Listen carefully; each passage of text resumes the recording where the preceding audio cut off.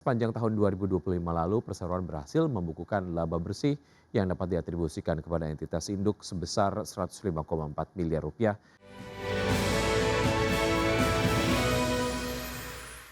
Emiten pariwisata PT Bayu Buana Tbk mengumumkan pembagian saham sebesar 35,3 miliar rupiah atau setara dengan 100 rupiah per saham. Jumlah tersebut telah disetujui dalam RUPS yang dilaksanakan pada 7 Mei lalu. Adapun jadwal pembagian dividen yakni cum dividen di pasar reguler dan negosiasi pada 19 Mei 2026 dan ex dividen pada 20 Mei 2026. Recording date dijadwalkan pada 21 Mei 2026 hingga pukul 16 waktu Indonesia bagian Barat. Sementara itu untuk tanggal pembagian dividen dijadwalkan pada 10 Juni 2026. Pembagian dividen ini tidak terlepas dari raihan kinerja keuangan perseroan, di mana sepanjang tahun 2025 lalu perseroan berhasil membukukan laba bersih yang dapat diatribusikan kepada entitas induk sebesar 105,4 miliar rupiah dengan saldo laba ditahan yang tidak dibatasi penggunaannya sebesar 381 miliar rupiah. Sementara total ekuitas tercatat sebanyak 558,1 miliar rupiah. PT Medala Potensia Tbk atau MDLA memutuskan membagikan dividen tunai tahun buku 2025 sebesar 176,5 miliar rupiah. Keputusan ini diambil dalam rapat umum pemegang saham tahunan pada Selasa siang. Selain membagikan dividen, perseroan juga melakukan pergantian direktur utama sebagai bagian dari strategi penguatan bisnis. Melalui rapat umum pemegang saham PT Medela Potensia Tbk akan membagikan dividen tunai sebesar Rp12,6 per saham, meningkat 28,5% dibandingkan tahun sebelumnya. Total dividen yang dibagikan mencapai Rp176,5 miliar atau 45% dari laba bersih 2025.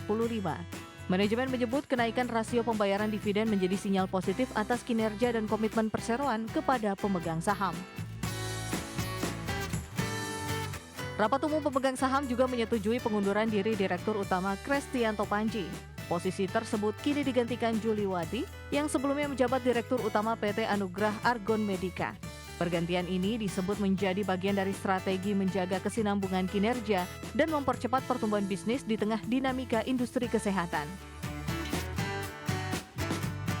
Pada kuartal pertama 2026, perseroan membukukan pendapatan Rp4,03 triliun, tumbuh 3,4% dibandingkan tahun lalu. Laba bersih perseroan juga meningkat 7,4% menjadi Rp119,3 miliar. Kedepan, perseroan akan memperkuat distribusi nasional, menambah kemitraan strategi, serta melanjutkan program ESG melalui penggunaan kendaraan listrik dan program cek kesehatan gratis. Berbagai sumber IDX Channel. MSCI resmi mengumumkan hasil tinjauan indeks periode Mei 2026. Dalam pengumuman tersebut sebanyak 6 saham Indonesia dikeluarkan dari MSCI Global Standard Index, 1 saham masuk ke dalam MSCI Small Cap Index dan 13 saham Indonesia dikeluarkan dari MSCI Small Cap Index. MSCI resmi umumkan hasil tinjauan indeks Mei 2026 untuk MSCI Equity Indexes pada Selasa 12 Mei 2026. Dalam pengumuman terbaru tersebut sebanyak 6 saham Indonesia dikeluarkan dari MSCI Global Standard Index. Berdasarkan pengumuman MSCI, seluruh perubahan indeks akan berlaku efektif pada penutupan perdagangan 29 Mei 2026 dan mulai diterapkan pada 1 Juni 2026. Dalam MSCI Global Standard Indexes Review kali ini, tidak ada saham Indonesia yang masuk sebagai tambahan konstituen baru. Sebaliknya, MSCI menghapus 6 saham Indonesia dari indeks global tersebut. Keenam saham yang keluar dari MSCI Global Standard Index yakni AMMN, Brand, TPIA, DSSA, Juan, dan AMRT. Di sisi lain, saham AMRT masuk ke dalam MSCI Small Cap Index setelah sebelumnya keluar dari MSCI Global Standard Index. Selain itu, MSCI juga menghapus 13 saham Indonesia dari MSCI Small Cap Index. Saham-saham tersebut meliputi Antam, AALI, Bank, BSDE, DSNG, Sido, Midi, dan Mika. Kemudian MSCI juga mencoret MSIN, TKIM, AP, SSMS, dan TAPG dari MSCI Small Cap Index. Secara global, MSCI menyebut terdapat 49 saham yang ditambahkan dan 101 saham yang dihapuskan dari MSCI Index dalam review Mei 2026.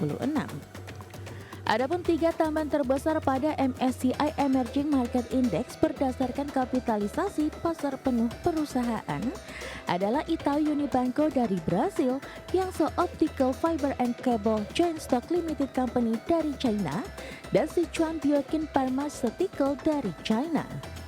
MSCI juga menyampaikan tinjauan indeks berikutnya akan diumumkan pada 12 Agustus 2026 dan berlaku efektif mulai 1 September 2026. Berbagai sumber, IDX Channel.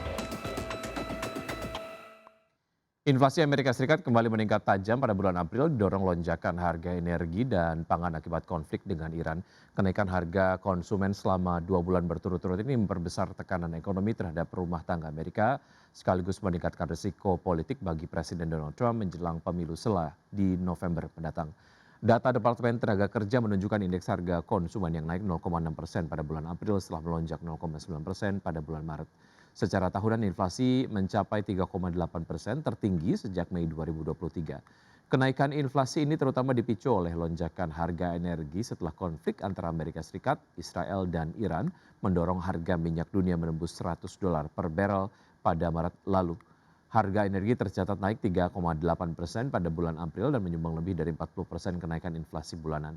Di sektor pangan, harga makanan naik 0,5% setelah stagnan pada bulan sebelumnya. Data inflasi yang kuat ditambah laporan Ketenagakerjaan Amerika Serikat yang masih solid pekan lalu memperkuat ekspektasi bahwa The Fed akan mempertahankan suku bunga tinggi hingga 2027.